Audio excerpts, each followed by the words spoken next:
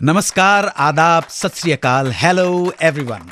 मैं अन्नू कपूर एक बार फिर हाजिर हूं लेकर एक नया शो जो बना है आपके मनोरंजन और आपकी म्यूजिकल ख्वाहिशों को पूरा करने के लिए, जिसमें गीतों के माध्यम से हम तय करते हैं 2 घंटे का एक सुहावना म्यूजिकल सफर।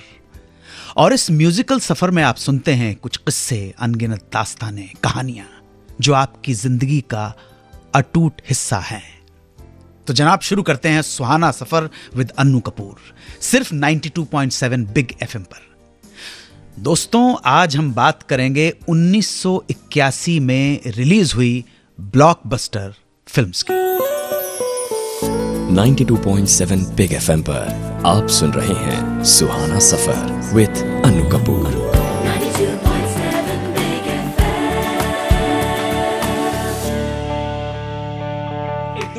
बिल्कुल बिल्कुल जनाब, बिल्कुल सही फरमाया आपने। ये फिल्म बहुत लोगों के लिए बहुत ही इंपॉर्टेंट फिल्म थी, खास तौर पर इस फिल्म के हीरो कमल हासन और हीरोइन रति अग्निहोत्री के लिए, क्योंकि ये फिल्म इन दोनों की हिंदी में बनी पहली फिल्म थी। कमल हासन ने जब हिंदी फिल्मों में कदम रखा तब वो साउथ के सुपरस्टार बन चुके थे और रति अग्निहोत्री भी अपनी जगह बना रही थी। वैसे ये फिल्म इस फिल्म की दूसरी हीरोइन माधवी की भी पहली हिंदी फिल्म थी। एक दूजे के लिए के बालचंद्र की तेलुगु फिल्म मारो चरित्रा का हिंदी रीमेक थी, जो साउथ में जबरदस्त कमर्शियल हिट रही थी। इस फिल्म में कमल हासन और माधवी ने वही भूमिकाएं निभाई थीं जो उन्होंने एक दूजे के लिए में निभाई थी। बस हिंदी वर्जन में ओरिजिनल फिल्म की हीरोइन सरिता को नहीं लिया गया था, उनकी जगह एंट्री हुई साउथ की न्यू सेंसेशन रति अग्निहोत्री की। इसी वजह से कमल हासन थोड़े नाराज थे, इतने नाराज कि पूरी फिल्म के दौरान उनके और रति के बीच टॉकिंग टर्म्स भी नहीं थे। पर उसका असर कभी भी इनके सीन्स या सॉन्ग्स पे नहीं दिखा। जब ये फिल्म हिंदी में बनी तो बहुत से लोगों ने डायरेक्टर के बालाचंद्र को, जिनकी ये पहली हिंदी फिल्म थी, उनसे इस फिल्म का एंड चेंज करने की बात की। लोगों ने कहा ना, एंड चेंज कर दीजिए आप, क्लाइमेक्स ठीक नहीं है, ट्रेजिक है। उनका मानना था कि इस तरह का एंडिंग साउथ इंडियन फिल्म में तो पसंद किया जाता है, पर हिंदी फिल्म इंडस्ट्री और हिंदी सिनेमा के देखने वाले दर्शक हैप्पी एंडिंग ही पसंद करते हैं। सब कुछ ठीक ठाक हो तो अच्छा रहता है।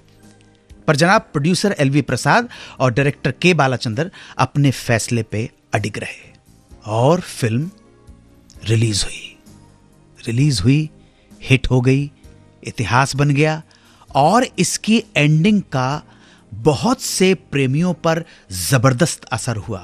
ऐसा असर कि कई जोड़ों ने उस वक्त आत्महत्या कर ली, जिन्हें लगता था कि उनका मिलन संभव नहीं है। इस फिल्म ने हिंदी फिल्म संगीत को एक बहुत प्रतिभावान सिंगर भी दिया, एसपी बालासुब्रमण्यम, जो साउथ के सबसे बड़े सिंगर्स में से एक माने जाते थे। एक दूजे के लिए उनकी भी पहली हिंदी फिल्म थी। उन्हें उस साल के बेस्ट मेल प्लेबैक सिंगर के नेशनल अवार्ड से नवाजा गया और गीतकार आनंद बख्शी ने फिल्म फेयर अवार्ड भी हासिल किया। दोस्तों, आप जानते हैं एसपी बालासुब्रमण्यम को अब तक 6 नेशनल अवार्ड्स मिल चुके हैं और वो हमारे देश के, भारत के अकेले ऐसे सिंगर हैं जिन्हें 6 में से 4 अवार्ड्स अलग अलग भाषाओं के लिए मिले। वापस जब लौटूंगा तो बात करूंगा उस फिल्म की जिसे 1 नहीं 2 नहीं 3 नेशनल अवार्ड्स मिले। 92.7 बिग एफएम पर सुनते रहिए सुहाना सफर विद अन्नू कपूर।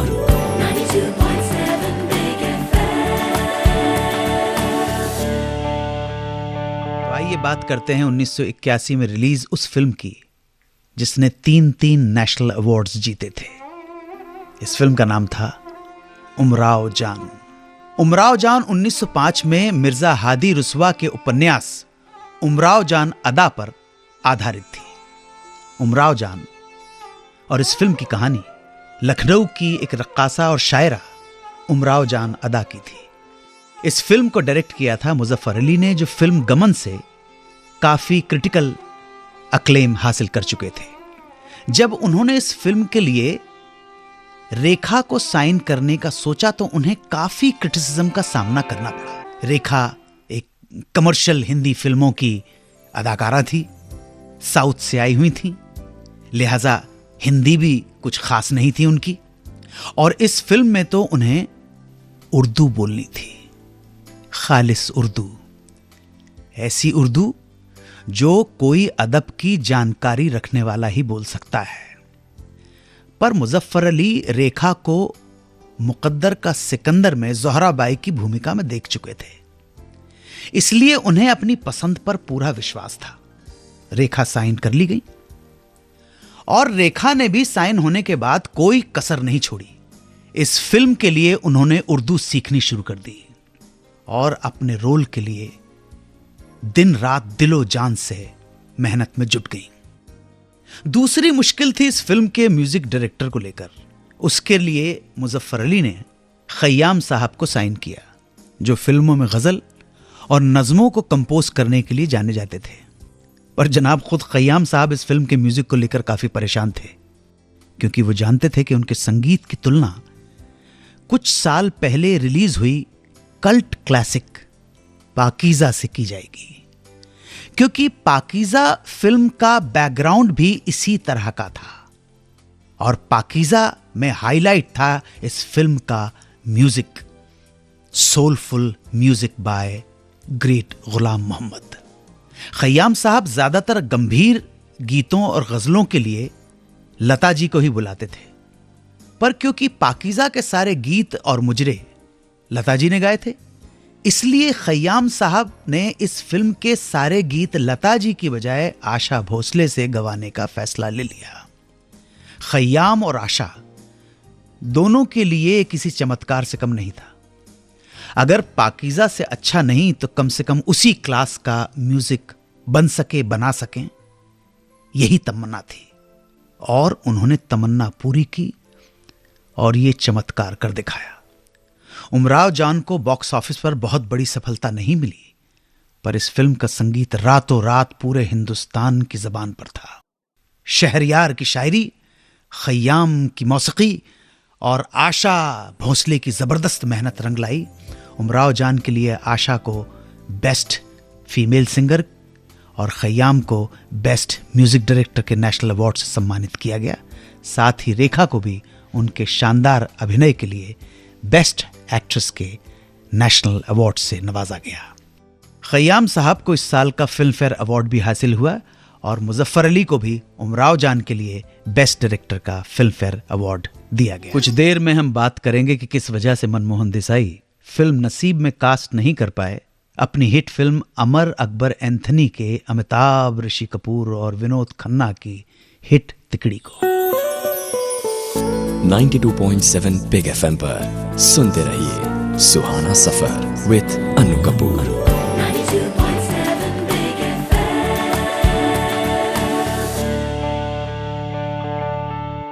कुछ देर पहले मैंने बात की थी 1981 की सुपरहिट फिल्म नसीब की, और ये कि क्यों कास्ट नहीं कर पाए मनमोहन देसाई अमर अकबर एंथनी की हिट तिकड़ी अमिताभ बच्चन, ऋषि कपूर और विनोद खन्ना को। जानते हैं दोस्तों, मनमोहन देसाई की 4 फिल्में रिलीज हुई थीं। धर्मवीर, चाचा भतीजा, परवरिश और अमर अकबर एंथनी। ये चारों फिल्में सुपर डुपर हिट फिल्म्स थीं।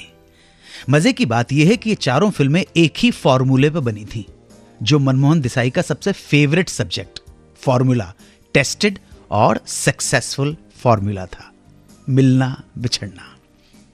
इन चारों फिल्मों का संगीत भी जबरदस्त हिट था और चारों फिल्मों का संगीत दिया था म्यूजिक माइस्ट्रो लक्ष्मीकांत प्यारेलाल ने।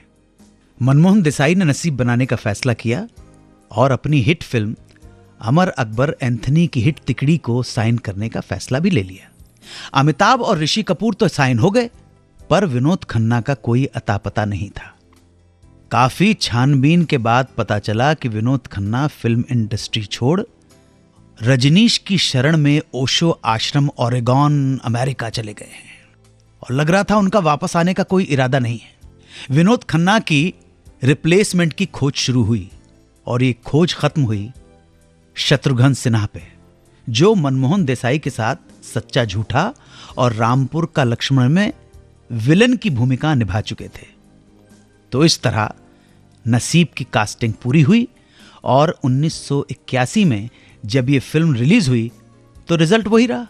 नसीब ने बॉक्स ऑफिस पे तहलका मचा दिया। फिल्म हिट, म्यूजिक हिट और मनमोहन देसाई का फॉर्मूला भी एक बार फिर सुपरहिट। कुछ देर में हम बात करेंगे स्टार सन के लॉन्च की और सुनेंगे इस लॉन्चिंग की खुशी के पीछे छुपे गम की दास्तां। 92.7 बिग एफएम पर सुनते रहिए सुहाना सफर विद अनु कपूर।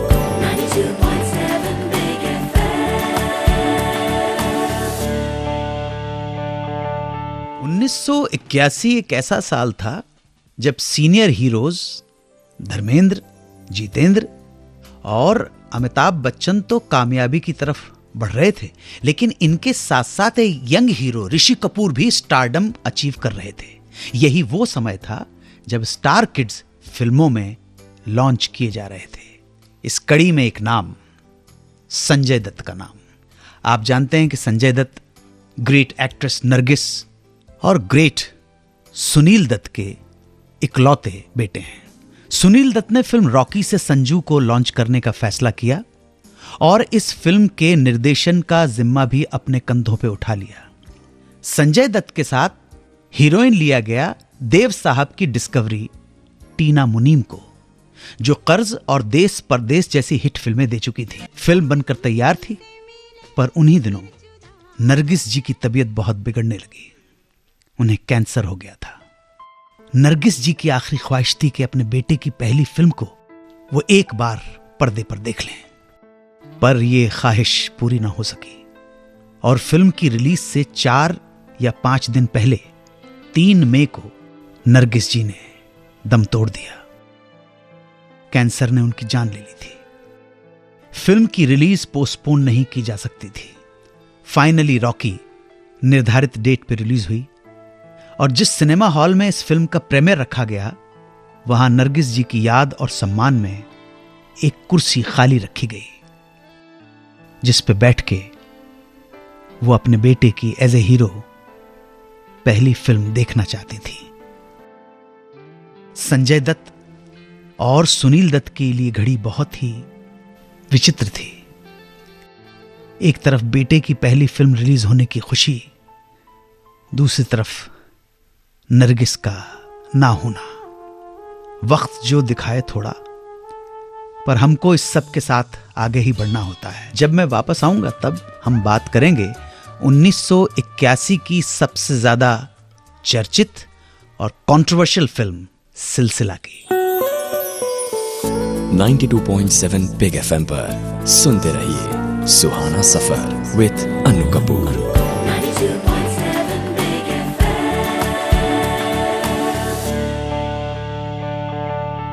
वो सिलसिला की कहानी सुनाइए ना जल्दी से। हाँ भाई, सिलसिला की कहानी क्यों नहीं सुनाऊंगा। तो बात यह है कि यश चोपड़ा ने जब सिलसिला प्लान करने की सोची, तब इसकी ओरिजिनल कास्ट वो नहीं थी जो फाइनल में आप देखते हैं। फिल्म की कास्ट कुछ यूं थी। अमिताभ बच्चन तो थे और साथ थी परवीन बॉबी और स्मिता पाटिल। कश्मीर में फिल्म की शूटिंग होने ही वाली थी कि पता नहीं यश चोपड़ा के मन में क्या आया कि उन्होंने अमिताभ बच्चन से पूछ डाला कि क्या वो इस कास्टिंग या पैकेजिंग, इसको आज के जमाने में कह सकते हैं, उससे खुश है क्या। अमिताभ बच्चन ने कुछ सोचा होगा और अपने दिल की बात कह डाली कि नहीं, बात जम नहीं रही है, बन नहीं रही है। तब यश जी ने पूछा कि भाई तुम्हारे हिसाब से कौन होना चाहिए। तब अमिताभ बच्चन ने शायद बगैर किसी लाग लपेट के सीधे सीधे रेखा और जया बच्चन के नाम सजेस्ट कर डाले। यश जी शायद चौंक पड़े होंगे, भाई हम तो नहीं थे, लेकिन ऐसा सुनने में आया है कि यश चोपड़ा के मन में भी यही चल रहा था। अच्छी पैकेजिंग थी, इसको कास्टिंग कू कह सकते हैं, मिलिट्री कू होता है ना, क्योंकि उन दिनों सारे न्यूज़पेपर और फिल्म मैगजीन अमिताभ और रेखा के रोमांस की खबरों से भरी पड़े रहते थे। तो इस बात को ध्यान में रखते हुए यश जी ने अमिताभ को जया को राजी करने की जिम्मेदारी दे दी और खुद रेखा को साइन करने बंबई के लिए निकल पड़े। एयरपोर्ट पे ही उनकी मुलाकात हो गई परवीन बाबू से, जो फिल्म की शूटिंग करने के लिए कश्मीर पहुंचने वाली थी। यश चोपड़ा ने वहीं प्रवीण को अपनी किसी दूसरी फिल्म देने का वादा किया और उनकी नाराजगी दूर कर दी। देखिए, ये जो मैं कह रहा हूं ऐसा कुछ हुआ होगा, एग्जैक्टली एक एक पल का हिसाब तो हम नहीं है। स्मिता पाटिल को फिल्म से अलग होने की खबर देने की जिम्मेदारी उन्होंने अपने करीबी दोस्त और फिल्म में एक इंपॉर्टेंट रोल निभा रहे स्टार शशि कपूर को सौंप दी। अमिताभ ने भी जया को सिलसिला में काम करने के लिए मना लिया और उनके कुछ पर्सनल कॉस्ट्यूम और साड़ियों के साथ लेकर पहुंच गए कश्मीर। इस तरह हुई इस फिल्म की रिकास्टिंग। सिलसिला से पहले यश चोपड़ा की हर फिल्म में सिर्फ साहिर लुधियानवी के गीत होते थे, पर साहिर साहब की मौत ने स्टोरी और संवाद राइटर जावेद अख्तर को गीतकार जावेद अख्तर बना दिया। सिलसिला ही वो पहली फिल्म थी जिसके लिए जावेद अख्तर ने गीत लिखे। सिलसिला के लिए यश चोपड़ा ने नए गीतकार को ही नहीं चुना, बल्कि क्लासिकल म्यूजिक की दुनिया के दो दिग्गजों बांसुरी वादक हरिप्रसाद चौरसिया और संतूर माएस्ट्रो पंडित शिव कुमार शर्मा को शिव हरि की जोड़ी के रूप में अपनी फिल्म सिलसिला में as a music director sign कर लिया। इस तरह सिलसिला अपनी हर बात हर विषय के लिए पूरी तरह से सुर्खियों में रही। पर बावजूद इस सारी चीजों के, कास्टिंग कू के, सिलसिला बॉक्स ऑफिस पे वो करिश्मा नहीं दिखा पाई जिस करिश्मे की उम्मीद यश चोपड़ा कर रहे थे। फिल्म का संगीत बहुत पॉपुलर रहा और आज भी है, और म्यूजिक बहुत अच्छा है, इसमें कोई शक नहीं है। डिफरेंट तरह का म्यूजिक नहीं था, डिफरेंट पैटर्न का भी म्यूजिक। बात कर रहे हैं 1981 की फिल्म सिलसिला का। अनु जी, ये अब तक का सबसे छोटे मुखड़े वाला गाना है ना? सेकंड शॉर्टेस्ट कह सकते हैं जहां तक मुझे याद आ रहा है। देखिए, नीला आसमां सो गया, मुखड़े की जब बात करते हैं तो नीला आसमां सो गया 4 वर्ड हैं, लेकिन मुझे याद आ रहा है एक फिल्म आई थी फागुन, भारत भूषण और मधुबाला। इस फिल्म के अंदर एक गीत है, कंपोज किया ओपी नैयर साहब ने। गीत केवल सुन जा पुकार, सुन जा पुकार, 3 वर्ड का मेरे हिसाब से शॉर्टेस्ट मुखड़ा है। आगे मैं आपको बताऊंगा कि किस तरह रियल लाइफ के एक झगड़े ने लफड़ेबाज शक्ति कपूर को बना दिया एक बहुत बड़ी फिल्म का मेन विलन। 92.7 बिग एफएम पर सुनते रहिए सुहाना सफर विद अनु कपूर।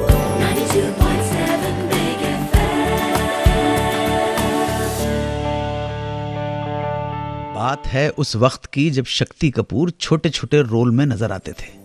1981 का साल शक्ति कपूर के करियर में बहुत अहम मकाम रखता है। हुआ यूं कि एक दिन सड़क पे शक्ति कपूर और प्रोड्यूसर, डायरेक्टर और एक्टर फिरोज खान का कार एक्सीडेंट हो गया। दोनों की गाड़ियां भिड़ गईं, जिसमें फिरोज खान की गाड़ी को बहुत नुकसान पहुंचा। और जैसा कि होता है, दोनों गाड़ी वाले आपस में झगड़ने लगे और इन दोनों के बीच सड़क पे ही जबरदस्त बहसा बहसी शुरू हो गई और नौबत मारपीट तक जाने ही वाली थी कि लोगों ने बीच बचाव करके दोनों को वहां से भेज दिया, रफा दफा कर दिया। पर कुछ दिन बाद शक्ति कपूर को अपने किसी दोस्त से पता चला कि फिरोज खान उस बंदे को ढूंढ रहे हैं जिससे उनका कुछ हफ्तों पहले कार एक्सीडेंट को लेकर झगड़ा हो गया था। शक्ति को जब कारण पता चला कि फिरोज खान क्यों ढूंढ रहे हैं, तो शक्ति कपूर हक्के बक्के रह गया, क्योंकि फिरोज खान उस बंदे को कोई पुलिस केस या बदला लेने के लिए नहीं ढूंढ रहे थे, बल्कि उन्हें लगा कि जिस इंटेंसिटी के साथ, जिस शिद्दत से वो लड़का उनसे लड़ रहा था, उसमें उन्हें एक कमाल का विलन नजर आया। वो उसको अपनी अगली फिल्म कुर्बानी के मेन विलन के लिए साइन करने के लिए ढूंढ रहे थे। है ना कमाल की बात सर? बिल्कुल सर। है जी। तो आप लोग भी किसी से झगड़ा करते वक्त सोच लेना, पता नहीं किस भेष में प्रोड्यूसर डायरेक्टर मिल जाए। बस फिर क्या था, शक्ति कपूर ने फिरोज खान को अप्रोच किया और फिल्म कुर्बानी के लिए साइन कर लिए गए, और इस तरह से शक्ति कपूर बन गया मेन विलन। कहते हैं ना, रेस्ट इज हिस्ट्री। ये फिल्म भी 1981 में ही रिलीज हुई थी, और इस फिल्म के बाद शक्ति कपूर को फिर कभी पीछे मुड़कर नहीं देखना पड़ा। यही वो फिल्म थी जिसमें फिरोज खान विदेश से म्यूजिक डायरेक्टर बिद्दू को ढूंढ लाए थे, जिन्होंने हमें आप जैसा कोई मेरी जिंदगी में आए जैसा फड़कता हुआ नगमा दिया और बॉलीवुड म्यूजिक को एक नई साउंड दी। इन फिल्मों के अलावा जो कुछ खास फिल्में साल आई उनमें से कुछ हैं Dilip Kumar Manoj Kumar starrer mega budget film क्रांति, अमिताभ बच्चन की लावारिस, याराना और कालिया, कुमार गौरव और विजेता पंडित की debut film love story, Shyam Benegal की मॉडर्न महाभारत कलयुग, चेतन आनंद की कुदरत और नासिर हुसैन की ऋषि कपूर पद्मिनी कोल्हापुर स्टार जमाने को दिखाना है। काफी अलग और एंटरटेनिंग ईयर था 1981। ऐसे ही किसी और साल या किसी स्टार की कहानियां लेकर फिर आपसे मिलूंगा। बस हमें याद रखें, जगह देते रहें अपने दिलों में और सुनते रहें हमारा एक प्रोग्राम जिसका नाम है सुहाना सफर विद अन्नू कपूर, सिर्फ 92.7 बिग एफएम पर। 92.7 बिग एफएम पर सुनते रहिए सुहाना सफर विद अन्नू कपूर।